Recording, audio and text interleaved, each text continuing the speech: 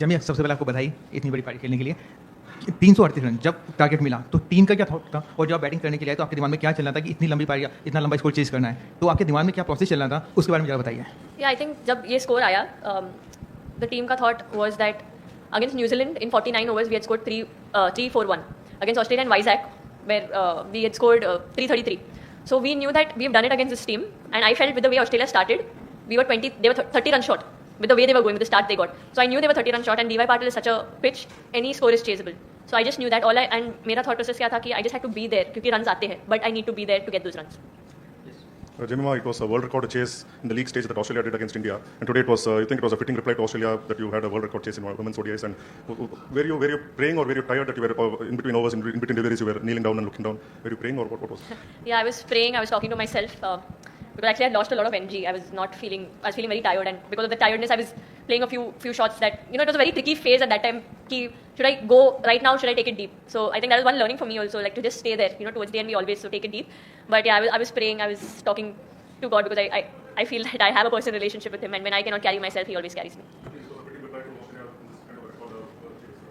I honestly feel whichever team would have come in the semi-finals, it would have been the same reply from our team, because we don't want to play the team, we want to play the moment and win that moment. We want to play the match and win the match, and whichever team would come, I think our reply would be the same. We would play with the same passion, same aggression. We would play to win this match for India.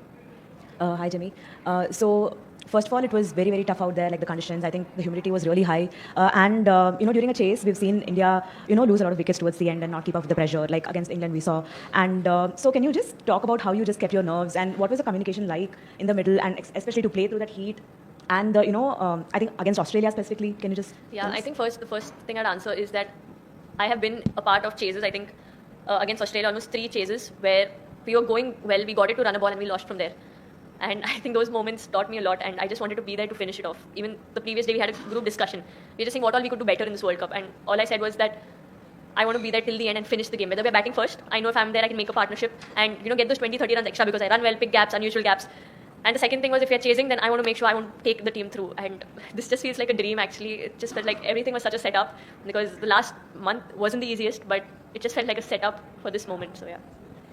Jimmy, everyone dreams to win big matches for their country. It was a World Cup semi-final against 7 times champion Australia, and your knock was, the defining moment for India. How do you rate this innings? And you were also riding on luck, so how do you feel about, encashing those chances?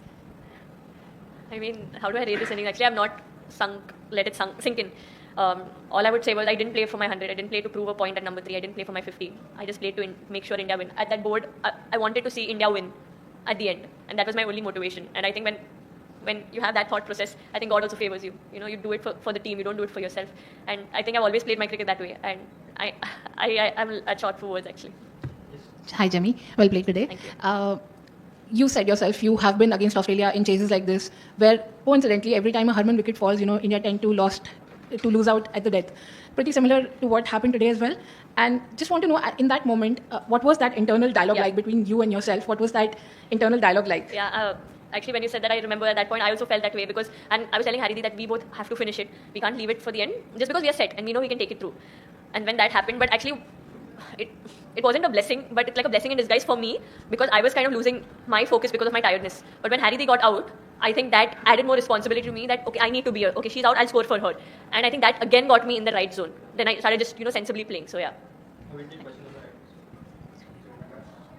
Congrats on the win. Just talk about the last month. As you said, it's not been easy. You've missed out on a game as well. Your first ODI World Cup. Could you just talk about the emotions of it all? Yeah, I'll be very vulnerable here, because I know if someone is watching this might be going through the same thing, and that's my whole purpose of saying it, because nobody likes to talk about their weakness. I was going through a lot of anxiety at the starting of the tournament, and it was a lot. Before few games also, I used to call my mum and cry the entire time, just let it all out. Because when you're going through anxiety, you just feel numb. You don't know what to do. You're trying to be yourself. And also, in this time, my mum, my dad, they supported me a lot. And also, there was Arundhati, who I think almost every day I've cried in front of her. Later I was joking, I said, you don't come in front of me, I'll start crying. But she checked on me every single day. And there was Smriti, who helped me. She also knew what I was going through. Few of the net sessions, she was just standing there. Even yesterday she came, she just stood there, just because, didn't say much, but she just knows that her presence is important for me. There's been Radha, who's, always been there, taking care of me. Like, I'm so blessed to have friends I can call family, that I didn't have to go through it alone, and it's okay to ask for help. And that's what happened, and my mom also, you know, she's as emotional as I am, but she went through a lot, my family went through a lot, but everyone stood by me and believed in me when I couldn't. And the other thing that what happened, it started with the anxiety thing. Then I was dropped from the team. That really hit me. And you know, when you're dropped, you have a lot of doubts because I always want to contribute to the team. But that day, I couldn't do much sitting out. And then when you come back in, it's a lot more pressure with everything that was happening in the past month. But sometimes all you need to do is just hang in there and things fall into place. So I think, yeah. So I'm very grateful for the people who believed in me when I couldn't and were there for me and understood me. Because I couldn't do this on my own. I'm grateful to Jesus because just his presence and reading the Bible just has encouraged me in my tough times.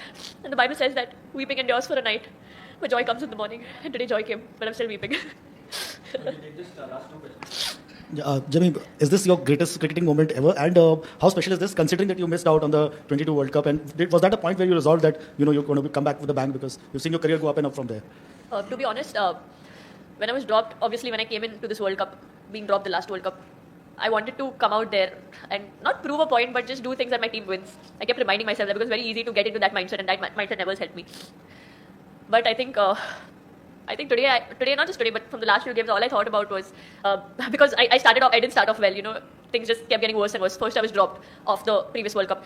Then I'm going in, got out on 0 in the first match. Went in next match, got a great start, couldn't convert it. Again getting out on 0, then getting a 30, then being dropped. So just when I felt, okay, now it's going to happen, things just got worse and worse. So this knock is very special for me because of everything I went through. And just to come out here, do it in front of my family, do it in front of my team, do it for the team, do it in front of my people in Navi Mumbai, for the crowd. I think it would be so far my best knock. I'm saving one more for the finals.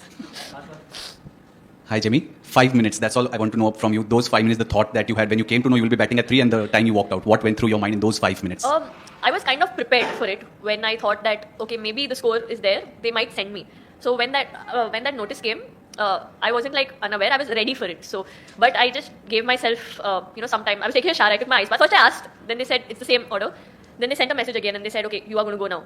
So I said, okay, but I was in the shower at that time. I just freshened up. I ate something because I had not eaten. And I think once I walked in there, I just thought of how would I play for a Mumbai team when I lead Mumbai? How would I do it there? Because I knew I needed to be there, build a partnership with Smriti or Harman or whoever comes in from there. What would I do? And I know how important this match is, and I wanted to be there to finish it off. So all I did was, just kept telling myself, just stand here. Just stand here.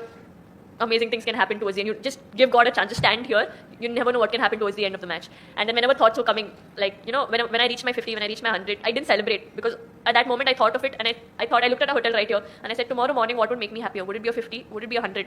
No, it would be India winning. And I want to wake up with that. I want to sleep with that smile. We are playing the finals and I'm waking up to get ready for a finals. So I think that kept me motivated too. Thank you everyone. Thank you a lot for your time.